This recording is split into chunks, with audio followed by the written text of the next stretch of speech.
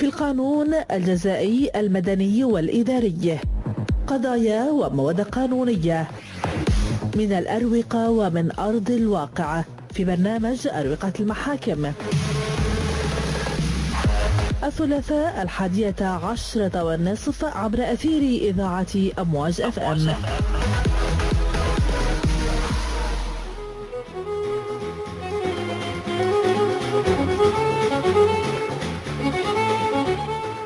برنامج أروقة المحاكم.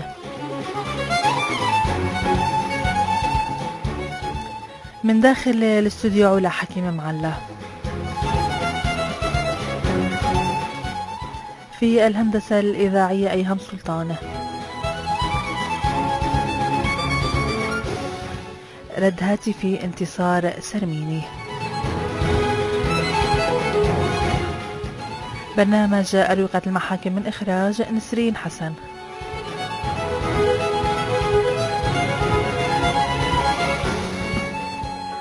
صباح الخير مستمعينا. للدولة بوصفها شخصية معنوية حقوق أساسية ومصالح وقيم يتطلب صونها وحمايتها مؤيدات جزائية تطال من يحاول الاعتداء عليها أو العبث بها. لذلك أفرد قانون العقوبات السوري فصلين منه يتناول بها الجرائم الواقعة على أمن الدولة الخارجي والداخلي في المواد 260 إلى المادة 311.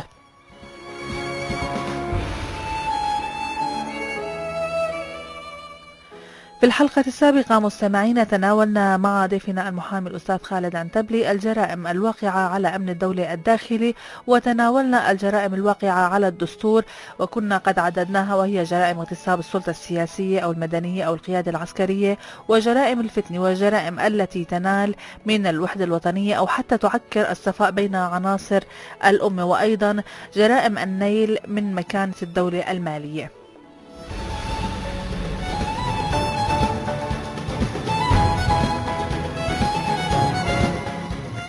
في هذه الحلقة واستكمالا لموضوع الحلقة السابقة نتناول الجرائم التي نص عليها القانون رقم 19 الصادر بتاريخ 26/7/2012 والخاص بمكافحة الإرهاب، ويتضمن القانون تعريفا بالعمل الإرهابي والمنظمة الإرهابية، تمويل الإرهاب، وعقوبات القيام بالعمل الإرهابي أو الترويج للأعمال الإرهابية.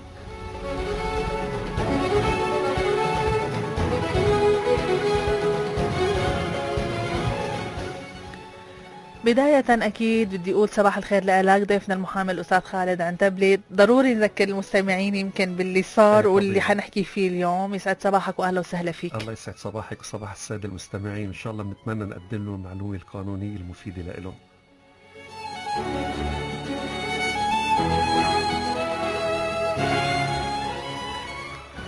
أستاذ خالد، خليني بداية أذكر أيضا بأرقام الاتصال اللي هي 405 217 405 218. مساجات مستمعينا مستقبلها على 1694. الواتساب هو 99 77 41 723.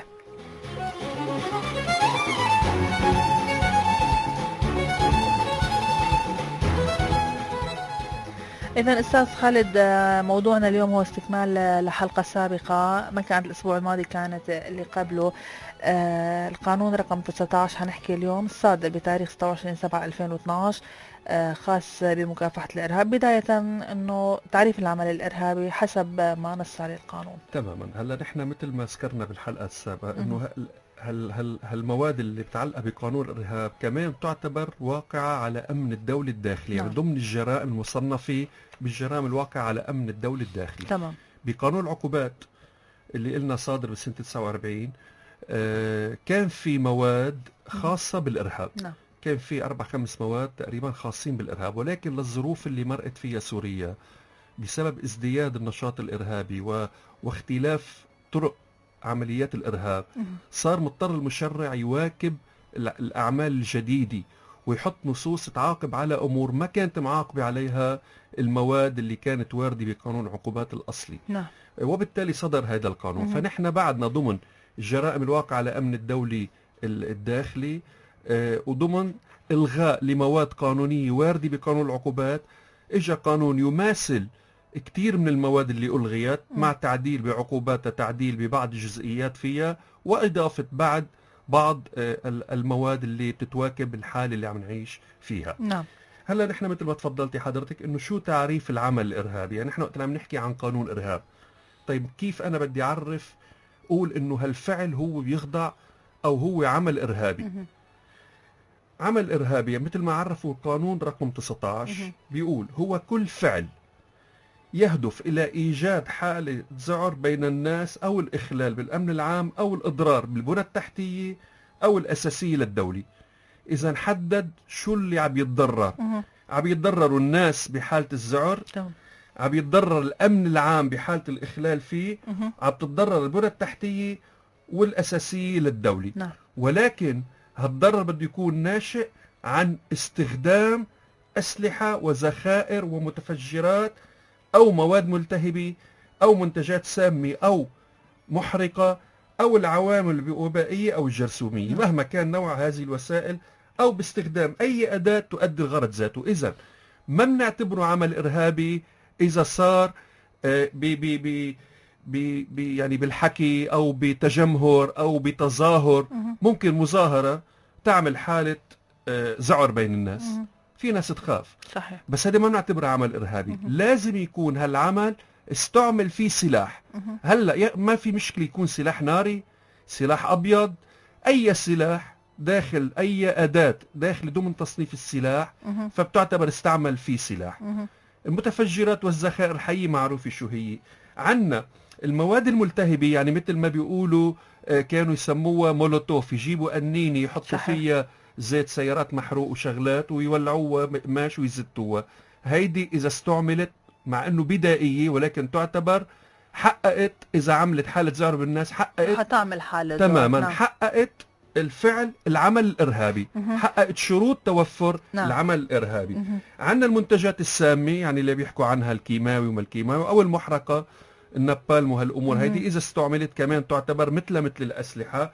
عندنا الجرثومي أو الببائي، ممكن يسرقوا أو يصنعوا أسلحة جرثومية تختلف عن الكيماوية. هذه بتسبب أمراض، بتسبب أوبئة، مثل يعني حتى يقال إنه مصدر الإيدز اللي انعمل بأوغندا كان عبارة عن سلاح جرثومي كان عم يجربوه، وفلتت القصة من نطاق التجربة وانتشر بين البشر. يعني هو تصنيع جرثومي مضرة بالإنسان مثل الإيبولا، مثل هالجراثيم كلها. هيدي بالأصل كانت حسب ما يقال، يعني حسب ما سمعنا، أنه كانت هي محور دراسات أسلحة جرثومية وخرجت عن نطاق التجربة. كمان هيدي الوسائل تعتبر. إذن شرطين للعمل الإرهابي: إضرار بالناس بالدولة واستعمال أسلحة وذخائر وتوابعها. نعم أستاذ. من الإرهاب بنروح لتعريف المنظمة الإرهابية. شو العقوبة للشخص أو الأشخاص اللي بينتموا لهي المنظمة؟ هلأ نحن الإرهاب ممكن يوقع من شخص واحد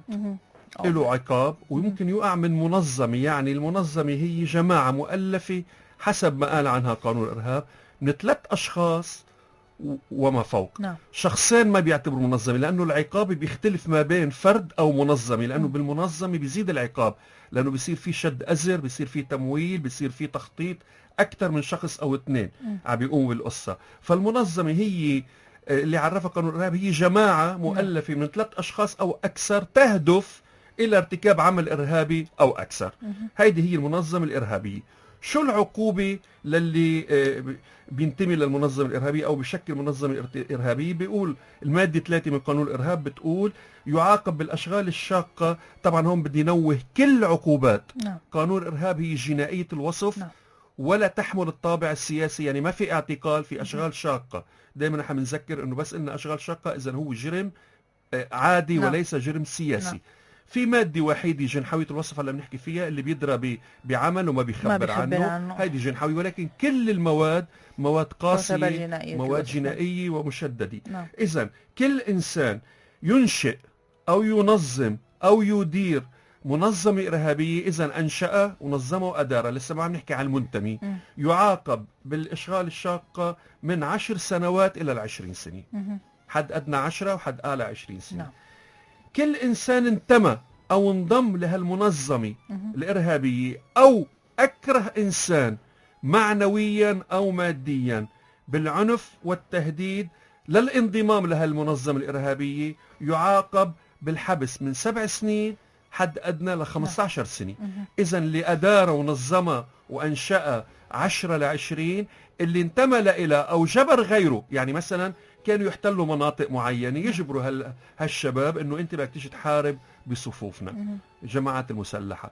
بالتالي هيدا هون صار اللي عم يرغموا يعاقب بالحبس من 7 سنوات على الأقل ل 15 سنة. طبعا نحن دائما عم نحاول نفصل، لأنه مرات المواطن في عنا قاعدة لا جهل بالقانون. يعني نحن وقت اللي عم نحكي بالقانون حتى الإنسان يدير باله، يعني ما يتورط. بيجي الإنسان بيقول لك أنا ما عامل شيء، بتيجي بتقرأ آخر شيء الملف بتلاقي مسكين متورط وهو ما بيعرف حاله متورط. إنه صاير هيدا يعني الشيء. إنه أنت ما تعرف حالك متورط ما معناتها أنك ما تورطت، لأنه لا جهل بالقانون. فنحن دائما عم نحاول نفصل ونحدد، ننشر هاي الثقافة القانونية اللي ضروري تكون موجودة حتى يكون بيننا وبين مواطن الناس. انه يدير باله كيف عمال يتورط حتى ما يتورط. يعني لو فعلا مرات تجينا قضايا انه يا حرام شغلته بحسن نية ولكن متورط بعقوبة جنائية. أستاذ، وقت اللي بيكون في حسن نية بالموضوع واكيد لا جهالة بالقانون، شو بيكون القضاء هون؟ شو وضعه؟ دائما حريص. مرات تليفون عم يورطوا للانسان. صحيح. هلا حنحكي نحن بوسائل دعم الارهاب، ما بيحس بحاله هو انه مرات تحويلة وحدات بتورطوا للانسان. صحيح. فنحن دائما عم نحاول نفصل، ما مشان نخوف الناس، اكيد مشان نوعي الناس، ولكن نشر الثقافة القانونية وتوعيتها. دير بالك ما حدا يستغل يعني جهلك بالقانون وتوقع بمشكلة. نعم. طبعا نحن قلنا في عقوبة للي أنشأ وللي انضم. تشدد العقوبة تصل إلى الإعدام إذا كان القصد من إنشاء المنظمة الإرهابية مش بس زعر الناس وتدمير البنى التحتية، لا، بقصد تغيير نظام الحكم في الدولة أو تغيير كيان الدولة. هيدي تشدد العقوبة له، ممكن توصل فيها للأشغال الشاقة المؤبدة، وإذا وقع إذا صار فيها أضرار وفاة يعني تصل إلى الإعدام. نعم أستاذ. المؤامرة المعاقب عليها بقانون الإرهاب وعقوبة هاي المؤامرة اللي ذكر قانون الإرهاب. تمام. هلا شو هي المؤامرة؟ المؤامرة هي اتفاق شخصين أو أكثر، ما في شخص واحد يعمل مؤامرة، بده يكونوا شخصين أو أكثر على ارتكاب جريمة من جرائم المنصوص عليها بقانون مكافحة الإرهاب اللي عرفناها نحن العمل الإرهابي بالمادة الأولى. المادة 2 من قانون الإرهاب بتقول إنه كل مؤامرة تهدف إلى ارتكاب جناية، أي جناية من الجنايات المنصوص عليها في هذا القانون يعاقب عليها بالأشغال الشاقة من 3 ل 15 سنة. يعني ما وصلت لحيز لمحل تتنفذ فيه أي عمل تنفيذي. بقيت بالاتفاق، يعني حتى تحضيري ما وصلنا له، بقيت بالاتفاق. مؤامرة يعني بعدنا بالحكي. أي شخصين أو أكثر بيقعدوا وبيحكوا إنه نحن بدنا نعمل كذا، نجيب سلاح لنقوس على الدورية الفلانية، أو نقوس على تجمع ناس بسوق الخضرة أو من الأعمال الإرهابية. مجرد المؤامرة على هالكلام هيدا بيتعاقب عليه من 3 ل 15 سنة كمان جناية، يعني أشغال شاقة مؤقتة. ونحن هون بننتبه إنه نفس العقوبة اللي اجت على المؤامرة، نحن كمان بقانون العقوبات العام في مؤامرة على ارتكاب جريمة من جرائم أمن الدولة الداخلي يعاقب عليها بنفس العقوبة اللي اجت بالمادة 303 بقانون العقوبات العام، عاقبت بنفس العقوبة من 3 ل 15. إذا المؤامرة ما بتوصل لحد التنفيذ، بعدها بمجال التخطيط ويعني خلق الفكرة والتحضير لتنفيذ هذه الفكرة. هيدي المؤامرة يعاقب عليها من 3 ل 15 سنة. طبعا مثل ما قلنا بده يكونوا شخصين أو أكثر. نعم أستاذ. حتى يكون في عمل إرهابي والأشخاص اللي هن يعني قاموا بالعمل الإرهابي وإنشاء المنظمات الإرهابية أكيد بحاجة لمال ودعم، وهي القصص اللي كلياتنا بنعرف عنها واللي سمعنا فيها واللي عاشتها سوريا والشعب صحيح. السوري بكل تفاصيلها. تمويل الإرهاب شو عقوبته حسب قانون مكافحة الإرهاب اللي نحن بالسياق نعرف تمويل الإرهاب حتى نعرف شو هو تمويل الإرهاب. تمويل الإرهاب حسب ما قال فيه القانون إنه هو كل جمع أو إمداد بشكل مباشر أو غير مباشر بالأموال. إذن لما صاروا يجمعوا أموال أو يجمعوا يمدوا إنه أنا بمولك بالأموال، بمدك بالأموال بشكل مباشر أو غير مباشر، أو الإمداد والتمويل بالأسلحة والذخائر والمتفجرات أو وسائل اتصال. يعني احنا هون بننتبه إنه هيدي جديدة نزلت بالقانون، وسائل اتصال تماشيا مع تطور نعم. وسائل اتصال. هلأ ما وسائل اتصال بتعني فقط الهاتف، ممكن تكون الانترنت، ممكن يكون الجي بي اس، ممكن يكون أي وسيلة اتصال تعتبر لازمة للقيام بالعمل الإرهابي، هو من باب التمويل الإرهابي. إذن أي إمداد بالمال سواء كان بالواسطة مباشر أو غير مباشر. تمام. يعني كيف مباشر؟ أنه أنا جيت بإيدي وصلت الأموال نعم. للجماعة الإرهابية، أو حولتها لشخص تاني وهالشخص التاني هو حولها، فصار في شكل غير مباشر. أو الأسلحة، قلنا أي إمداد بالأسلحة أو وسائل اتصال أو المعلومات. نعم. بيكفي أنا أني إجي أعطي معلومات لجماعة عمال تشتغل أو تخطط لهدف إرهابي، نعم. لكون دخلت ضمن تمويل إرهاب. يعني بدنا نرجع نوضح أنه ما بس كلمة تمويل بتعني المال والسلاح، حتى بيعني الاتصال، وسائل الاتصال أو المعلومات أو أي شيء آخر يفيد أو يقصد استخدامه في تنفيذ عمل إرهابي يرتكبه شخص أو منظمة إرهابية. إذن تمويل الإرهاب ما شرط يقع لمنظمة إرهابية، ممكن أنا مول شخص واحد ليقوم بعمل إرهابي. تماما. فهذا التمويل بدنا إذن ننتبه، ما بس هو مال، ما بس أسلحة، صار بيشمل معلومات. هذا اللي دخل بالتعديل يعني بالقانون. معلومات، بيشمل وسائل اتصال، يعني أنا أمن له شريحة ثريا لحتى يحكي عن طريق القمر الصناعي ويتجاوز الشبكة المحلية. هي صار تمويل إرهاب. أنا أمن له وحدات لحتى يحكي، قاعد هو بغابة مثلا بمكان ما ومعهم خليوي قادرين يغطوا بس ما مسترجعين يشحنوا، أو ما عم بيصير لهم حدا يشحن لهم، أنا أشحن له من مكان اخر. طبعا يكون في نيه جرميه، ما انه انا عم بشحن، لانه كمان شهدنا حالات انه بيقولوا له انت حولت، بس طلعوا بالاخير براءه اذا ثبت عدم علمهم. يعني هلا مثلا واحد عم يحول وحدات ما بيعرف مين اني هالعالم، بياع كل يوم بيجي 1000 شخص. صحيح. فهيدا مجرد ما صار معه تحقيق وأثبت وإنه فعلا ما بيعرفهم، وإنه من ضمن كتير ناس عم يحول لهم، بيطلع من القصة. ولكن مثل ما قلنا بياخد وقت ليطلع. صحيح. فمجرد تحويل وحدات مع علمه بانه عم يحولهم لمجموعه او لشخص بده يستعملها، يعني انه شو بتفيد الوحدات؟ طيب انا بدي يكون اثنين عم راقب الحاجز مثلا، لاتحرك انا واقدر بدراجتي الناريه، عم نحط سيناريو تقريبا نتجاوز هالحاجز، انه فاتوا الحراس على المهجع مثلا. فانا بدي اقعد بعيد وتلفن. هيدي صار في، اذا انا بعثت له وحدات ليحكي انا ساعدته بالعمل. يعني امنت له وسيله لولاها ما قدر يعمل. مثل السلاح صارت. صحيح. مثل السلاح. فاذا هيدا هو تمويل الارهاب. هلا شو عقوبه تمويل الارهاب؟ اضافه لحجز وتجميد الاموال المنقوله والغير منقوله اللي استعملت، اذا حكما تحجز الاموال، سيارات، اجهزه اتصال، اموال نقديه، اسلحه، متفجرات، كلها تحجز. وممكن تجمد إذا شقة استعملت للمؤامرة ولتهيئة الظروف أو تهيئة المواد اللي لازمة. كمان هالشقة تحجز وتجمد. إذا منقولة وغير منقولة، إضافة لحجزها وتجميدها، يعاقب كل من قام بتمويل عمل إرهابي أو أكثر بالأشغال الشاقة من 15 سنة إلى 20 سنة، وبغرامة ضعفين قيمة الأموال المنقولة أو غير منقولة أو الأشياء التي كانت محلا للتمويل. يعني بعت لهم 1,000,000 ليرة، منعاقبه بغرامة 2,000,000 ليرة، ضعفين المبلغ.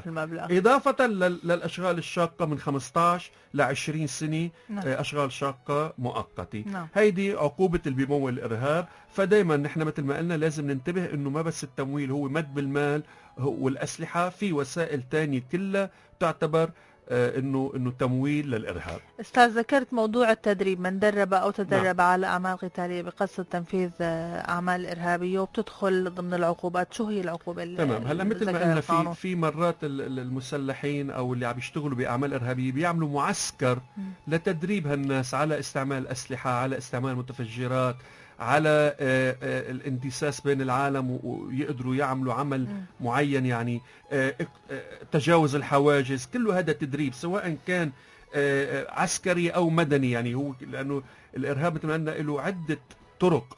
يعني او عده مراحل. نعم. ممكن انا بدي اجي شتت او شوش على اتصال معين لانا ارتكب. فكل تدريب بتم مش بس على الاعمال القتاليه العسكريه، على وسائل الاتصال يعتبر تدريب. اذا الماده 4 بتقول بالفقره الثانيه منها: يعاقب بالاشغال الشاقه من 10 سنوات الى 20 سنه كل من تدرب او درب. انتبهي، اللي عم يتدرب كمان نفس نعم. العقوبه. نعم. كل من تدرب او درب شخص او اكثر على شو؟ على استعمال المتفجرات او الاسلحه بمختلف انواعها، سواء كانت ناريه او بيضاء، او الذخائر او وسائل الاتصال. عم يعلموا كيف يشوش على الاشاره، نعم. كيف يدخل على يعني يقدر يستعمل وسائل الاتصال، او على فنون قتال حربيه ولو كانت بدون اسلحه.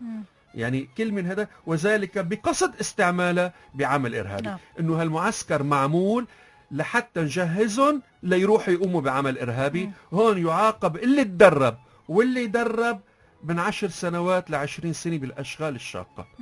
استاذ، الجريمة يعني هون جرم القانون الجريمة وعندما ترتكب على الأراضي السورية مين ما كان ارتكبها فهي بتخضع للقانون السوري. طبعا. معاملة الأجنبي اللي طبعا. كمان هلا شهدنا نحن هون. بالاختصاص عندنا الاختصاص مش بس اذا ارتكبت بالاراضي السورية، هيدا الاختصاص الاقليمي. نحن الاختصاص الاقليمي كل انسان شو ما كان جنسيته ارتكب جريمة على الأراضي السورية تختص الدولة السورية وأي دولة. يعني هذا الاختصاص الإقليمي. ولكن نحن عندنا الاختصاص العيني. جرائم الإرهاب تخضع للاختصاص العيني. نعم. إنه أنا ممكن لاحق أجنبي بدولة أجنبية يمول الإرهاب. طيب هو ما إجا على سوريا، بقى ببلاد برا، تخضع الاختصاص العيني. نعم. لأنه أنت عم تضري بمصالح الدولة العليا. نعم. فما بقى لا الاختصاص الإقليمي ولا الاختصاص الشخصي، صار اختصاص عيني. اي جريمه خاضعه لقانون الارهاب تخضع الاختصاص العيني، مين ما كان مرتكبها وين ما كان عم ينفذها يخضع لقانون العقوبات، لقانون الارهاب، ويعاقب ويحاكم على الاراضي السوريه سواء بصوره وجاهيه او غيابيه بده يتعاقب. يعني فاذا مثل ما تفضلتي هذه ناحيه كثير مهمه. انه ما انه لازم يوقع على الاراضي السوريه، لا، اي تمويل ولو قاعد بكوستاريكا مثلا بيخضع للقانون السوري ويحاكم وبيصدر فيه حكم أصولي وفق القانون. نعم. نعم. أستاذ خالد، أيضا تهريب أو تصنيع الأسلحة أو الذخائر اللي هي شرط كمان لحتى يكون في عمل إرهابي مثل ما ذكرنا، شو عقابه لهذا الموضوع؟ هلا نحن عاقب القانون بالمادة 5 بالأشغال الشاقة من 15 سنة ل 20 سنة. نعم. يعني أكثر من عقوبة اللي بيتدرب وبيدرب. تمام. كل إنسان وبغرامة ضعفي قيمة المضبوطات، كل إنسان قام بتهريب أو تصنيع أو حيازة أو سرقة أو اختلاس أسلحة أو ذخائر. نعم. يعني في مخفر اجوا بالليل سرقوا الأسلحة، يعاقب بقصد عمل إرهابي. يعاقب بالأشغال الشاقة من 15 ل 20 سنة. كل إنسان حاز بندقية أو متفجرات أو أسلحة بقصد قيام بعمل إرهابي يعاقب بنفس العقوبة. طالما أنه قاصد فيها استخدامها بعمل إرهابي فهي تخضع لقانون الإرهاب. إذا ما قاصد فيها استعمال العمل الإرهابي بتخضع لقانون مثلا حيازة الأسلحة والمتفجرات، وضع تاني عقوبته ما بتوصل لهون. يعني هي حسب بقى شو، إذا بارودي رشاش مثلا 5 سنوات، إذا مسدس 3 سنوات حد الأعلى. ولكن إذا كان بقصد تنفيذ عمل إرهابي، هرب أسلحة أو صنعها، ممكن عنده مخرطة. هلا نحن بنشوف على التلفزيون انه لقينا معمل لتصنيع القذائف. عبارة عن مخرطة بدائية، تورنو يعني بدائية، وتطلع بشكل انت تلاقيه بدائي ولكن عم تعطي نتيجة هي. فتصنيع لهي كل مين تورط فيها سواء شريك او فاعل او متدخل يعاقب بالاعتقال من 15 ل 20 سنة. مثل ما قلنا اذا اختلس اسلحة. شو يعني اختلس؟ يعني هو شرطي أو عسكري أو موظف مدني مؤتمن على مستودع أسلحة فصار يسحب أسلحة. يمكن هيدا لازم تكون عقوبته أشد أصلا من هيدا اختلاس. سرقة فتنا بالقوة سرقنا للمستودع. أما اختلاس أنا موظف جوا وكل يوم طلع قطعة أسلحة، طلع قطعة متفجرات، طلع كذا، اسمه اختلاس. إذن وسع القانون مجال المعاقبة على هالموضوع. اعتبر تهريبه من الخارج، صناعته بسوريا، حيازته بسوريا، نعم. سرقته أو اختلاسه، لأن كل شيء اسمه أسلحة وذخائر متفجرات مهما كان نوعه محدد بقصد استخدامه بتنفيذ عمل إرهابي، وتشدد العقوبة إلى الإعدام إذا رافق هذه الأفعال قتل شخص أو إحداث عجز به. نعم. مش إذا استعملها، انتبهي، يعني أنا بدي أسرق أسلحة لاستعملها بعمل إرهابي، قاومني شرطي أو قاومني فرد من أفراد القوى العاملة، قتلته أو أصبته، عملت له عجز، أعاقب بالإعدام ولو ما يعني تفرق إنه أنا هون عم بتعاقب لأني عملت شدة أثناء أخذ، أنا عمال صنع متفجرات. نعم. وحضرت الدورية بدها تمنعني، قمت نعم. أنا قوصت عليهم وأصبته بإجره لأحد الأعضاء أو أفراد الدورية، وعاقب بالإعدام. إذا العقوبة إذا العادية أشغال شاقة من 15 ل 20 سنة، ولكن إذا ترافقت بقتل شخص أو إحداث عجز به نعم. تصبح العقوبة إعدام. نعم. نعم أستاذ خالد، بدنا نحكي أيضا بموضوع التهديد بالقيام بأعمال إرهابية، ولكن على الواتساب من رقم نهايته 865. يسعد أوقاتك أستاذنا الكريم. أهلا وسهلا. لو سمحت، بابا توفى قبل زوجي، هل معاشه التقاعدي ممكن إني أحصل عليه؟ قبل زوجة؟ قبل كمان زوجة متوفى يعني؟ يعني يبدو هيك. طبعا هلا هي الأنثى وقت اللي بيتوفى أو بتطلق زوجها بترجع على بتستفيد من راتب تقاعد أبوها. بترجع اوتوماتيكيا يعني، لأنه هون فهمت ولو متوفى قبلها بتستفيد. نعم. بتجيب معاملة وفاة لزوجها وبتطلع التأمينات تعمل معاملة بيرجعوا بيشملوها. نعم. مكملين معكم أكيد مستمعينا على هواء أمواج اف ام. بنروح مع بعض لفاصل إعلاني وبنرجع. إعلان صغير وراجعين. أمواج اف ام. لأول مرة باللاذقية فيرست أند بيست، الافتتاح الكبير. شاورما بنكهات متعددة ووصفات جديدة راح تذوقها بس من عنا. كونوا معنا بكرة الثلاثاء الساعة 9 المساء لتعرفوا المعنى الحقيقي للطعم والنكهة. فيرست أند بيست، اللاذقية، أوتوستراد الزراعة.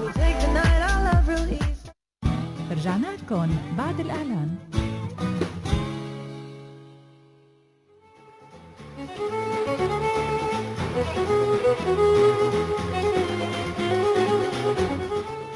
عودة من جديد لكم مستمعينا مستمعي إذاعة أمواج اف ام. أكيد باستقبال أو بنستقبل اتصالاتكم على 405 217 و 218. مساجاتكم 16 94 99 77 41 723 هو رقم الواتساب. من جديد برحب فيك أستاذ خالد. عم نحكي عن قانون الإرهاب. من يهدد بالقيام بأعمال إرهابية شو وضعه؟ طبعا التهديد هو حسب ما نصت عليه المادة 6 ما بيهدد أفراد، كل من هدد الحكومة نعم. بالقيام بعمل إرهابي بهدف حملها على القيام بعمل ما. يعني صار يبعث رسائل إنه أنا إذا ما مثلا ما بتلغوا القانون الفلاني أنا بدي فجر مخفر الشرطة اللي نعم. بالمحل تبعنا مثلا يعني. أو يحدى على الامتناع، إنه أنت إذا طلعتي وقمعتي مظهر معين أنا بدي أعمل. كل من هدد الحكومة بالقيام بعمل إرهابي بهدف حملها على القيام بعمل ما أو الامتناع عنه يعاقب بالأشغال الشاقة المؤقتة، يعني من 3 ل 15 سنة. وتكون العقوبة الأشغال الشاقة من 15 ل 20 سنة إذا رافق التهديد خطف إحدى وسائل النقل الجوي أو البحري أو البري العامة أو الخاصة. خطف سيارة، خطف ميكرو، خطف طيارة، خطف باخرة. يعاقب إذا خطفهم بقصد التهديد للدولة، إنه أنا بدي أقوم بعمل إرهابي. إذا مع يعني أنا بدي أقتل المخطوفين، صار هون زعر بين المخطوفين بقصد إنه أنت ممنوع تعملي كذا، أو تلغي تعدل الدستور، تلغي تشيلي وزير، أي عمل يعني من أعمال الدولة. إذا رافق التهديد عملية خطف بتصير العقوبة من 15 ل 20 سنة. وتكون العقوبة إعدام إذا أدى إلى موت شخص أثناء عملية الخطف. كمان يعاقب بالإعدام. إذا كل من هدد الدولة بأنه بده يقوم بعمل إرهابي يعاقب بالأشغال الشاقة المؤقتة 30 ل 15 سنة. إذا خطف سيارات أو وسائل نقل عامة أو خاصة أو عقارات أو استولى على إدارات عامة يعاقب بالأشغال الشاقة من 15 20 سنة. وإذا أدى هالعمل لوفاة أحد الأشخاص سواء كان مخطوف أو من الشرطة أو من أي إنسان، نعم. أو حتى من الخاطفين نفسهم، أو يعني هن نفسهم إذا صار مجرد ما صار وفاة بالحادثة يعاقب بالإعدام. نعم أستاذ. أيضا بعد ما تحدثنا أستاذ خالد عن عقاب المؤامرة، عن تمويل الإرهاب، عن التحضير له، عن عقوبة من يهدد بالقيام بأعمال إرهابية والنتائج، خلينا نحكي عن عقاب مرتكب الجريمة الإرهابية. بماذا نحكي لك شو هو يعاقب؟ العمل الإرهابي. نعم. يمكن صار وقتنا ضيق ما نعم. حنقدر نعيد العمل الإرهابي، عرفناه صرنا حاكيين عنه. هلا يعاقب كل فعل، كل من ارتكب عمل إرهابي نعم. نتج عنه عجز إنسان أو انبناء جزء أو انهدام جزئي لأي بناء، نعم. أو كلي، أو أضرار بالبنى التحتية أو الأساسية للدولة بالأشغال الشاقة المؤبدة. إذا عقوبته أكثر من التدرب، من التمويل، ومن كل هاللي حكيناه اللي عم بيقوم هلا بالعمل الإرهابي. نعم. إذا أدى إلى عجز إنسان أو إضرار مادي، شو ما كان هالإضرار، يعاقب بالأشغال الشاقة المؤبدة وبغرامة ضعفين قيمة الضرر. يعني حرق مركز ضعفين قيمة الضرر. نعم. نعم. وتكون العقوبة أشغال الشاقة من 5 سنوات على الأقل إذا كانت الوسائل التي تستعمل في العمل الإرهابي تحدث صوت فقط. زت قنبلة صوتية. نعم. هيدا عقوبته أقل ولكن يعاقب، ما أنه نعم. لا يعاقب، ولكن بدل ما يكون مؤبد بيصير من 5 سنوات ل 15 سنة عقوبته. إذا هيدي عقوبة العمل الإرهابي مؤبد. وإذا كان فقط صوتي يعني رصاص فيشنج نعم. أو قنبلة صوتية فقط بيعاقب من 5 سنوات ل 15 سنة. نعم. أستاذ، ترويج للأعمال الإرهابية بدنا تماماً. نحكي عنه كمان. عم تماماً. نحكي عن العقوبات مثل ما قلنا مشان ننشر الثقافة صح. القانونية، وعرفنا العمل خصوصا الإرهابي الترويج. في وتحدثنا. ناس ما بتعرف انه هي ممكن تكون عم تعمل ترويج بتروج. للعمل الإرهابي. يعني اي فيديو نعم. بتحطه على الفيسبوك عم يروج لعمل ارهابي، عمال يدعو للقيام بالعمل الارهابي، انت وقعت تحت حكم المادة 8 من قانون الارهاب اللي بتقول من قام باي عملية ترويج بالمطبوعات بالمعلومات لدعم وترويج وسائل ارهاب او اعمال ارهابيه يعاقب بالاشغال الشاقه المؤقته من 3 ل 15 سنه. وتنزل العقوبه بكل من ادار او استعمل موقع الكتروني لهذا الغرض. يعني اللي بيعمل موقع الكتروني مشفر مثلا، انه بيصير يحط فيه إذا بتشوفي هالبيانات لتنظيم القاعدة أو هالشعارات أو الأغاني الحماسية اللي بتشجع على القتل وعلى هذا يعاقب بالأشغال الشاقة المؤقتة، سواء عمل الموقع أو روج لها. فكتير ديروا بالكم بمشاركة الفيديوهات وبالصور والتعليقات على الفيسبوك حتى ما توقعوا تحت حكم المادي.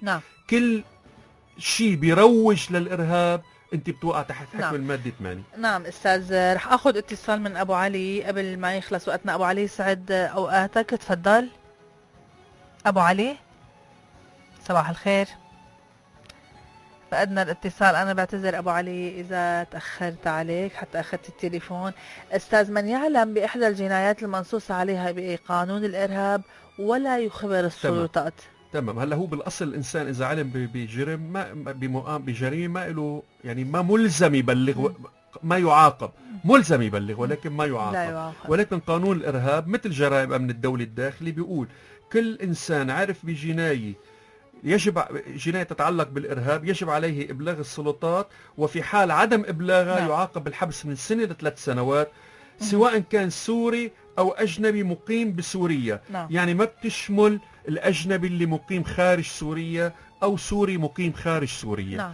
بده يكون جوا سوريا أجنبي أو سوري علم بأنه في جريمة إرهابية نفذت أو ستنفذ ولم يخبر فيها السلطات، يعاقب بالحبس من 1 ل3 سنوات. هيدي هي العقوبة الجنحوية الوحيدة اللي واردة بقانون الإرهاب. نعم أستاذ، بأي قانون في عن أحيانا أعذار مخففة، أعذار محلة، مش هذا بالقوانين الثانية؟ بقانون مكافحة الإرهاب أو بقانون الإرهاب في شيء اسمه أعذار مخففة أو لا؟ أنت قلتي من قانون مكافحة الإرهاب. هو اسمه قانون مكافحة الإرهاب. صحيح. يعني ولكن دارج انه قانون عرفت الاخوه المستمعين مشان ما بيختلط مصطلحات. بس قانون مكافحة الإرهاب.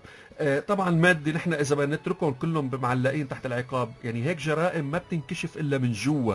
يعني مؤامرة قاعدين 3-4 اشخاص عم بيعملوها، اذا ما اجى واحد منهم بلغ شو بده يعرفنا يعني؟ صحيح. فدائما القوانين بهالقصص هيدي بتعطي انه كل مين بيخبر بيستفيد من عذر. هلا شو قالت المادة 13 اللي هي يمكن قبل الأخيرة بالقانون بتقول يستفيد من أعذار قانونية تمنح لبعض الأفراد بحيث أنه يعفى من العقاب. يعفى كل من اشترك بإحدى الجرائم منصوص عليها وأخبر السلطات قبل البدء بأي فعل تنفيذي. يعني اجى عم يشتروا متفجرات، عم يشتروا أسلحة، عم يراقبوا، عم يعملوا وسائل اتصال و خبر الدولة قبل ما نبلش بأي فعل تنفيذي يعفى من العقاب، حتى نشجعه يخلينا نعرف القصة قبل ما يوقع ضحايا. فهذا بنعفيه من العقاب إذا ما تم بنخفف له العقاب. كل إنسان تورط ولكن ساعد السلطة على القبض على المجرمين المتوارين ولو بعد تحريك الدعوة العامة والملاحقة العدلية. بنخفف له العقوبة تبعته عذر مخفف، يعني مثل ما قلنا بتنزل من الثلث للنصف حسب مساعدته بإلقاء القبض عليهم. فهو بينعفى كليا إذا انسحبوا وخبر قبل ما يقوموا بأي عمل، وإذا قاموا بالعمل وتورط إذا ساعد على إلقاء القبض عليهم بإرادته. مش نحن هلا مرات بيتجي جنائية مثلا بتقول له اتصل ليروحوا يلقوا القبض عليه، هيدا هو ما بيستفيد. هو بده يقول لهم أنا مستعد اتصل وأعطيكم رقمه وخليكم تلقوا القبض عليه. بيستفيد من عذر مخفف للعقاب. نعم، هيك يمكن أستاذ خالد نكون حكينا عن قانون مكافحة الإرهاب أو قانون الإرهاب. يعني عرفنا الأخوة المستمعين من خلال وجودك معنا. أكيد نورتنا، أكيد أستاذ نورتنا، وشكرا على المعلومات القانونية القيمة. نشر الثقافة القانونية هو هدفنا أكيد، وننتظر اتصالات الأخوة المستمعين لحتى نجاوب أي سؤال ممكن يسألوه لحضرتك من خلال البرنامج. شكرا كتير كبير لك. شكرا لكم لفريق الإعداد والله يعطيكم العافية.